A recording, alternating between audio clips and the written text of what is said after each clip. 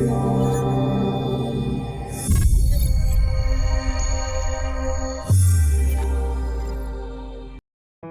was just 12 years old when the police stormed into our home saying they had a search warrant.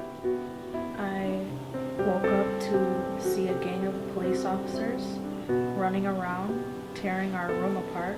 I woke up to a man nudging me to get up. When he turned around, his blue jacket had homicide written on the back of it. I was just 16 years old at the time.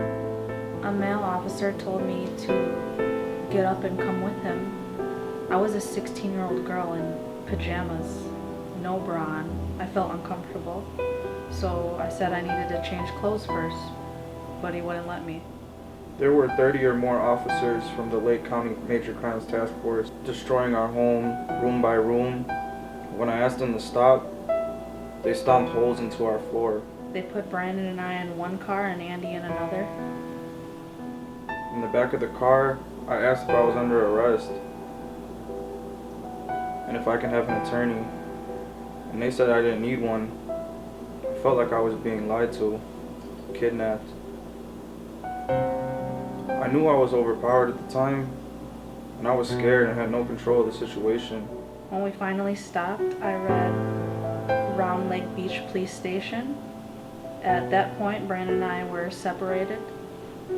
I was put into an interrogation room, and then two officers entered and asked me a question that I never expected to hear.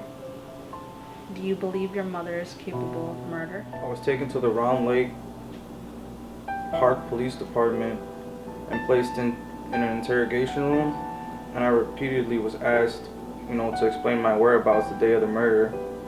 I told them over and over I was homesick from school, and my mother was taking care of me.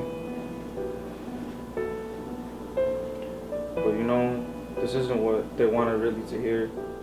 I was asked what I was doing on October 4th, 2007, and at that time, I couldn't remember. That date was not in any way significant to me. On the day my siblings and I were interrogated about our whereabouts on October 4th, 2007, I was just so lost. I had no idea at all what was going on. I was interrogated for 12 hours straight. They wanted me to agree on details that I couldn't recall. I kept telling them, I don't know, I'm not really sure. But they kept asking me the same questions repeatedly. Finally, I just broke down and began hitting my head against the table, and that's when they left the room. After hours and hours of their lies and manipulation, I just broke down, and I told them exactly what they wanted to hear, just so I can get out the situation. I told them my mother wasn't home. I put down their narrative down on paper. I did this 3 times. I guess they chose the one that suited them the best. I never forgiven myself for being so weak that I lied on my mother to please these abusive police officers. It's just unbelievable. My truth, the real truth, was turned into a lie, and their lies were turned into the truth. When we got back home, it looked like a tornado hit. Every room of our house had been flipped. Mom was gone, and the house was like an absolute mess. It was up to us to really clean up, put it back together. I thought the terror we experienced by the police was over with, but it had only just begun.